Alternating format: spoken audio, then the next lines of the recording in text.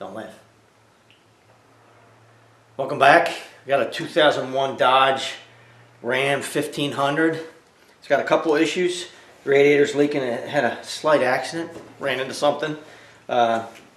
Radiator's leaking really badly. The accident was a while ago, but this week the power steering pump started leaking really badly. It's just pouring out of the pump, and it's not the Pitman arm seal. It's actually the top seal on this. So I'll show you that. We're gonna pull this radiator out of here because it needs to be replaced anyway. It makes it a lot easier to get to the top of that pump, and we'll probably end up pulling that whole pump out of there and replacing it.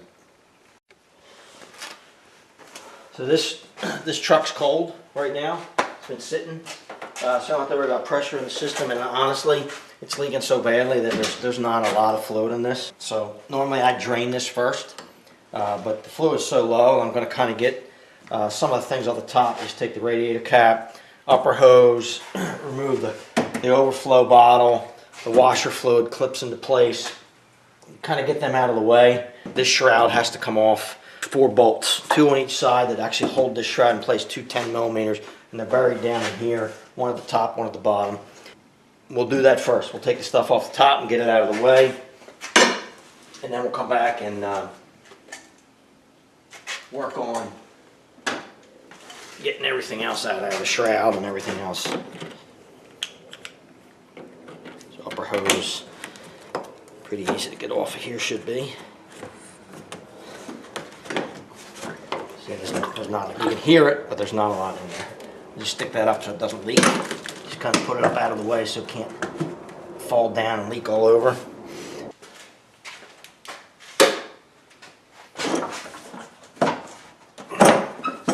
Pops up, little tab here, little tab there, slide them out. It's empty. In fact, I'm just going to disconnect it, take it off for now.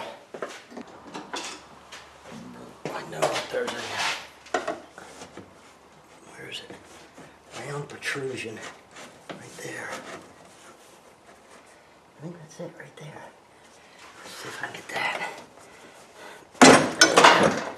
So there you go. I think that's the easiest way to get that out. And I'll show you that because that's a nice little tip. I'll just take a shot. I'm just going to set this aside here. I'm not going to move it very far. There's one more electrical connector I have to undo here on the bottom.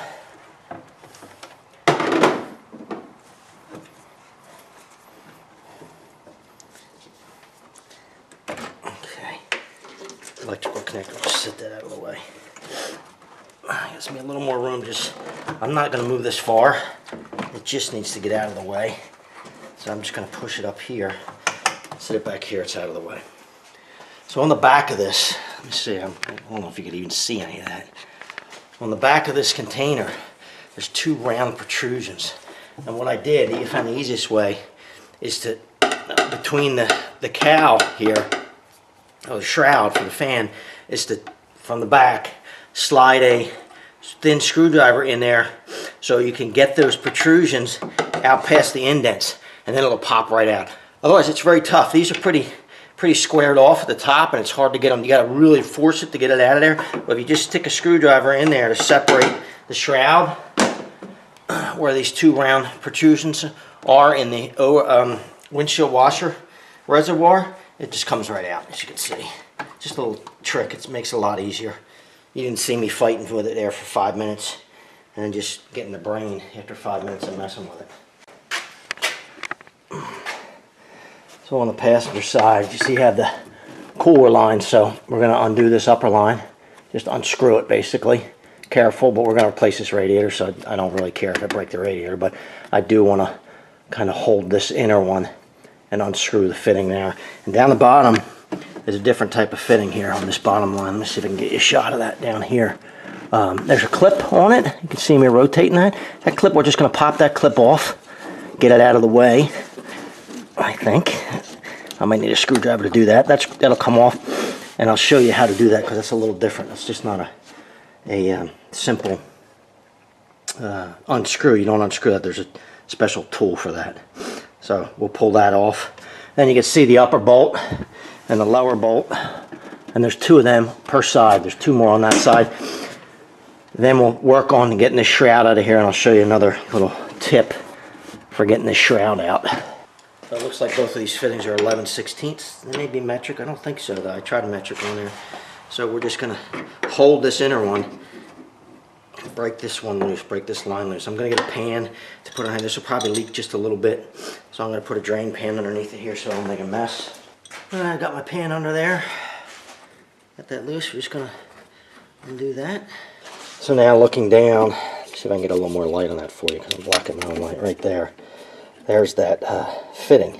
I'm just going to turn it sideways. I'm going to see if I can set my light. I'm going to turn this clip, get my hand out of the way so you can see it. That fitting is just sideways. It just pops off. It's just a fitting to keep it from coming undone in case it decides to come undone. So that clip right there, you just wedge it off. It'll come right off of there. Just like that. Just down in there. Oop! Lost my light. I broke my work light. And I haven't had a chance to get another one yet, but I'm going to have to get one soon because this is really a pain. So there, I'll just pop this fitting off of here.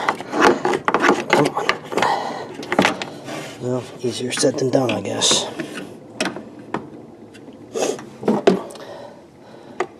Just some more screwdriver action.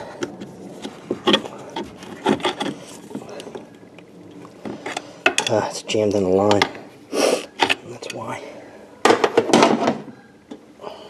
This is, man, I feel like I'm making a mess of this because I'm just, anyway, so there it is. There's that clip. Just goes around the line, holds it. Holds that joint so it can't come undone, basically. So now there's a special tool, and we'll show you how to do that to get that out of it. Let me get this line out of the way. There you go. You can see that bottom line. We'll grab the tool, pop that line loose.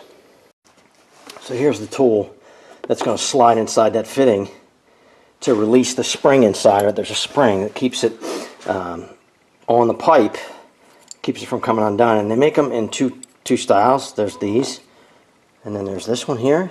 So down here on this fitting, right here, you can see where it's kind of bell-shaped and comes out. This tool goes inside of that and pushes in to release that. So we're going to clip it over the pipe, the head of that fitting, I hope. If I can get it in there. It's a little tough to hold the camera and show it to you at the same time. So you can see how that just fits over there, and we're going to push that inside, push that up inside, like that. And you can see how it's up in that fitting now. It should release that fitting. Sometimes these get dirty inside. I sprayed this down with brake clean and try to release it. I'm going to use both hands here. It's kind of, I'm not going to be able to show it to you, but that's how that works. You slide that inside. That fitting it lets you release that coupling on that line. So I'm going to do that and put this down for a second and show you when it's done. There you can see the aftermath. I had the drain underneath there. It's draining out transmission fluid from the cooler, but it's actually a 3/8 fitting, not a 5/16. So you see how that tool slides up against that. It's really a ferrule that's built into that pipe, and what it does, I'll try to show you this here. See if I can get a shot of this. If you look inside that pipe, you'll see those tabs, and those tabs go past that ferrule, and then the fitting can't come off and it seals it. So what that tool does is push those tabs out so you can slide those tabs past that ferrule and slide it right off. So sometimes you have to stick them on there and turn them a little bit, wiggle them, get them lined up, and then it pops off. I thought, like I said, I originally thought it was a 5/16, but it is not. It is a 3/8, and that's what's on there. So I'm done. We'll just take that off. The new radiator should come with a new little pipe fitting here. This fitting. We don't need to keep it, but you need that tool to get that fitting off. So one of the things on this is, if you have a fan clutch tool, you look down in here. Man, this is terrible not having a good light because it broke. You can remove that whole fan, blades, and clutch altogether. I don't have that tool, so what I find is there's 4 bolts that hold the blades onto the clutch, the back of the clutch, 13 millimeter. I'm going to take those 4 bolts off, and that'll allow me to move those fan blades back towards the back of the engine, towards the rear of the car, and that gives you more clearance to get the shroud off. The shroud will come off a lot easier if you do that. You can get the shroud out of here without doing that, but it's really tight. I don't really care about the radiator that's coming out because I know it's leaking really bad, but I don't really want to kind of wedge it in on a new radiator and take the chance of damaging it. So if you don't have that tool, loosen the 4 13mm bolts on the back of that fan clutch, and that'll allow the blades to be loose, push them back towards the end, and that'll give you a lot more room to get that shroud out of there. So we'll do that next. I have a long handle wrench to get in here. I have the 13s. 13mm, I'm just going to break them loose. Shouldn't be that tight, but break them loose. There's 4 of them. Let's go around. I know you can't see too much of this, but 4 bolts. Don't need that aggravation. But just finish them up by hand. I don't know how much of this you're actually seeing. Maybe some of it. That's all they are. They're just about that big. It's about that big. They're not very big.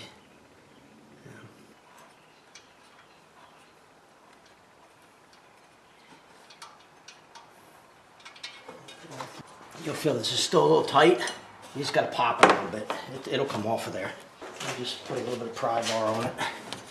Pop it loose. I hope. Work it around. Yep, there it goes. Just work it back. And there it's loose. And you wouldn't think that's that much difference, but that extra inch or so of being able to move those fan blades makes it a lot easier to get this shroud out. 10mm.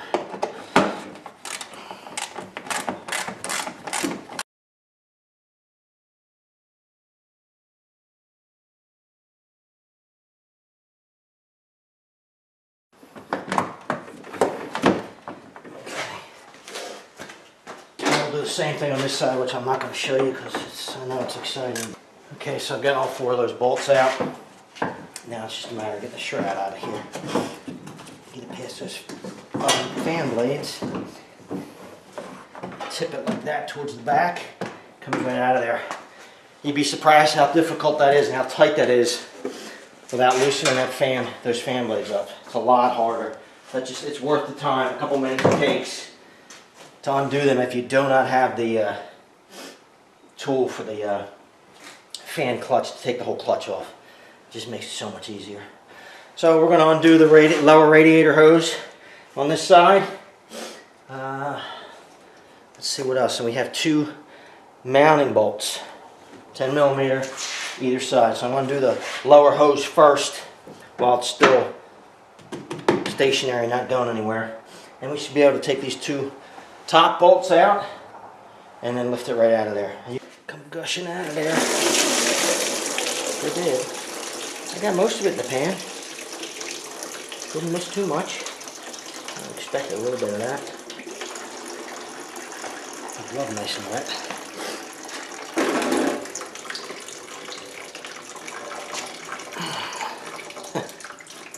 Beautiful.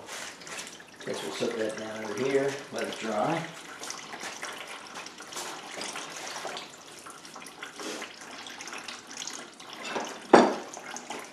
So now we just have these top 2 bolts. Let's drain them and get these out.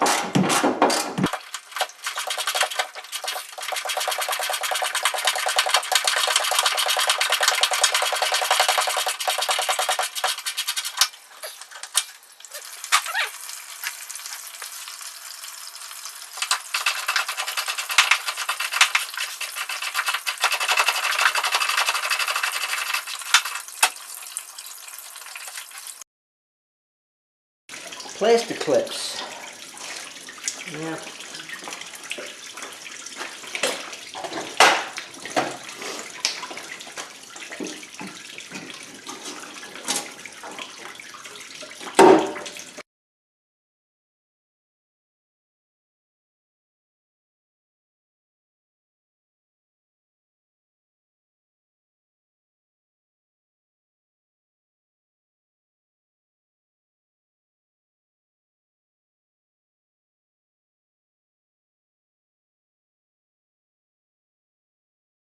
Deal.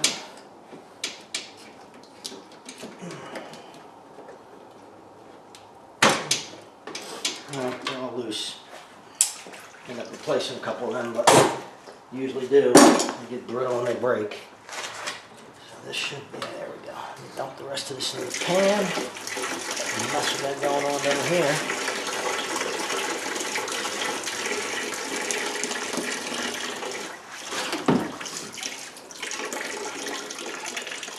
Alright. Set this out.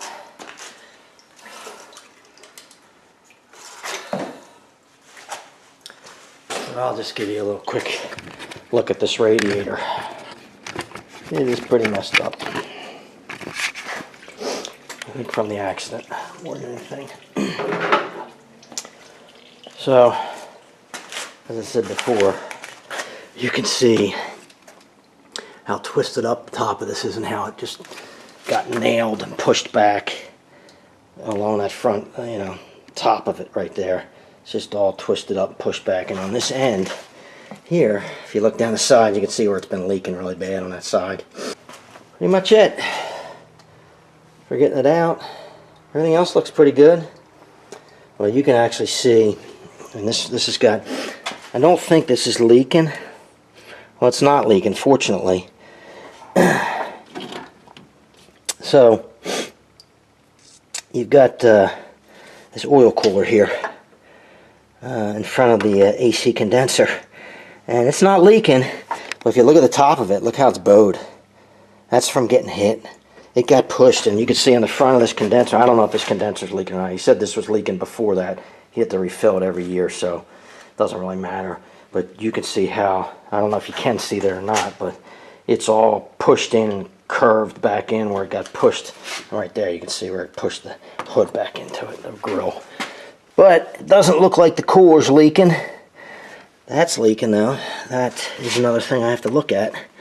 Now I can get to it. This top seal on this steering pump, this top seal on the steering box, right here, the top of that cover for the sector shaft, that is leaking, just pouring out of there, and I don't know why. I'm not sure if it just blew that gasket out or something came loose. I'm going to check those top bolts. It's a lot easier to get to now with that radiator and shroud out of there, and see if one of those is loose for some reason. Maybe that's why it's leaking. Maybe we'll get lucky, but it is leaking. I mean, it'll just pour out of there when you drive it. Definitely needs to be fixed. So I have the new radiator. I received that today, and of course when you're replacing any part like this, first thing to do is just compare it to the old one. Check it to make sure it matches up. It came with a hardware kit, which I have right here. It has the rubber insulators for the top corners and the bottom that it sits on, and speed clips to attach it to the frame of the truck. So we'll put them on and install this. That's these speed clips, 2 per side.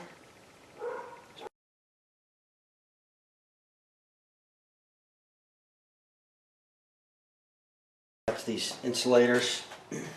There is a plastic insert on one side of this. You want to make sure that that goes towards the front of the vehicle. In this case, slide them into place, one on either side. And we have 2 mounts that this sits on the bottom, so there's 2 posts. I'll show you that. These just slide onto those posts, press them in place. And that's it, it's ready to go in. And we're just going to install this now. Pick this up, set it right down in there. Make sure the rubber insulators on bottom into the corresponding holes in the cross member. Set them in place. There's one. That's in place, so just sit there. So what we undid these shields on the front of this, and we have to put a couple new insulators. I'm just going to sit there, it's just going to stay there. Let me get a couple of push pins to reattach this for the couple that were broken.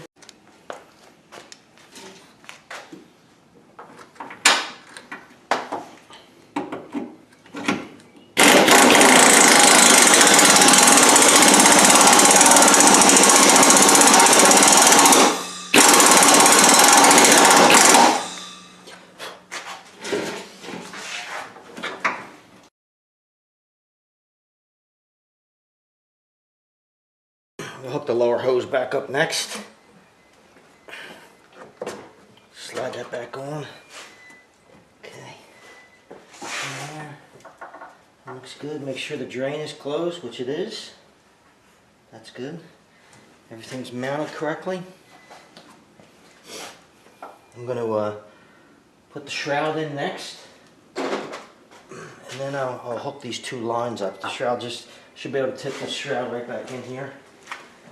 And so the fan blades are still off. Just want to tip it to the back. Slide it down in there. Just slide it right in there. Not too much problem. Alright.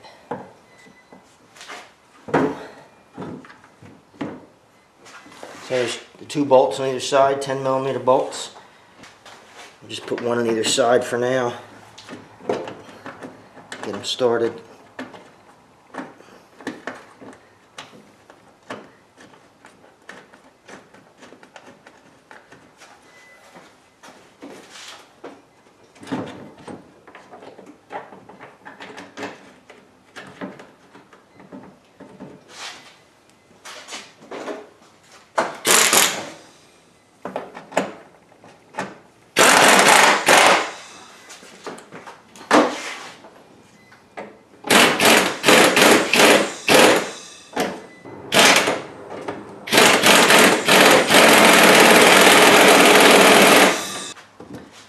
Fan blades back in place next.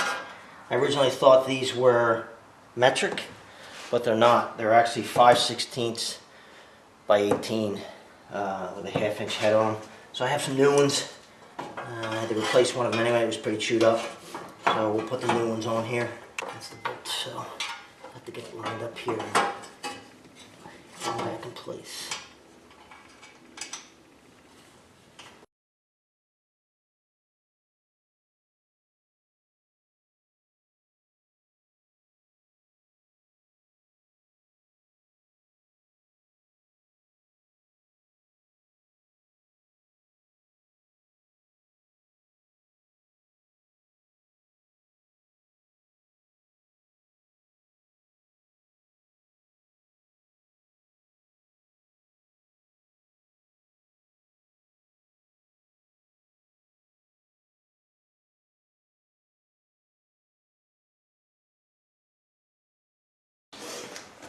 Okay, I've just slid this windshield washer reservoir back down into its slots. Two electrical connectors we undid in the beginning. Hook them back up. We'll put the upper hose back on here. Put that in place. Hose clamp back on.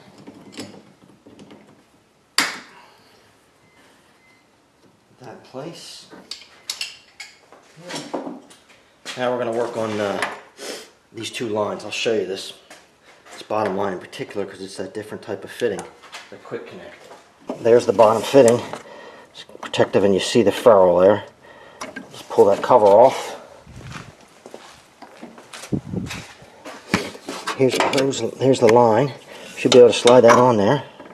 Just push it right into place and lock it in. Make sure it goes all the way up in there. It's not on there yet. I might need both hands on that. But you have to push it up till it goes over that ridge and it locks into place. So I'm going to put the camera down for a second because I'm going to need both hands to do that. It's a little tight. I really couldn't show you that, but I pushed it on there till you could hear it click over the fitting. It's on there good. I'm going to do the top one here, which is just a screw-on one. Careful with these, brass fitting. Always by hand here. You want to get this lined up. So you see the end of the line is sticking out. I want to push that nut so it's not, it won't go on there crooked. I'm going to take my time and get this started and not strip the threads out on this. 11/16 threads on both sides, so I can feel the tension now. So I'll go get 11/16. I want to hold this one here so it doesn't move and tighten that one. You don't want this one to move because then it puts pressure on the radiator. So 2 11/16 wrenches. I'm not going to show you that, but just remember to hold this one so it doesn't move. This one, this brass one, and tighten this one. Snug it up. You don't have to crush it. Just snug it up. going to hang the overflow reservoir back in place. Just slides into the slots here. Line it up. Slide it right in there.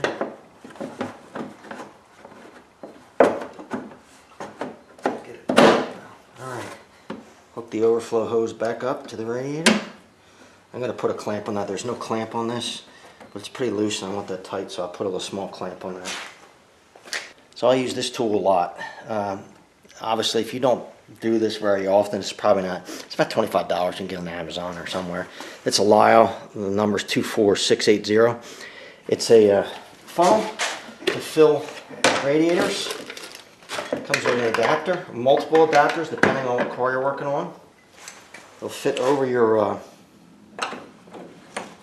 in place of the radiator cap. Seals it up. It sits down inside it. You fill through it. Let it come up to temperature, and what it will do is it'll push the air. As it pushes the air out of the system, it'll just bubble it out of the funnel, but it won't push it all over the place. It's really nice, actually. So if you don't have one of them, you just have to do it. Fill up through the radiator cap and watch it as it fills up. Keep adding more antifreeze until all the air and bubbles stop coming out of the system. You want to run this when you're filling the radiator. You want to run your car until it comes up to temperature and the thermostat opens. You can tell that by kind of feeling the top hose. When that thermostat opens, that top hose will get more pressure on it and it'll get hot. Just be careful you don't burn yourself because it will get hot. It usually takes 5-10 minutes to do that, but you just want to do that. So I'm just going to fill this up. After I get 15 different safety seals off of it to get the antifreeze open.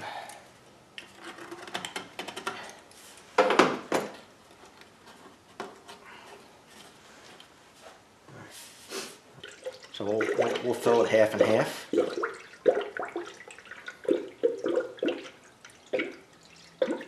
I'm just showing you what happens as it runs.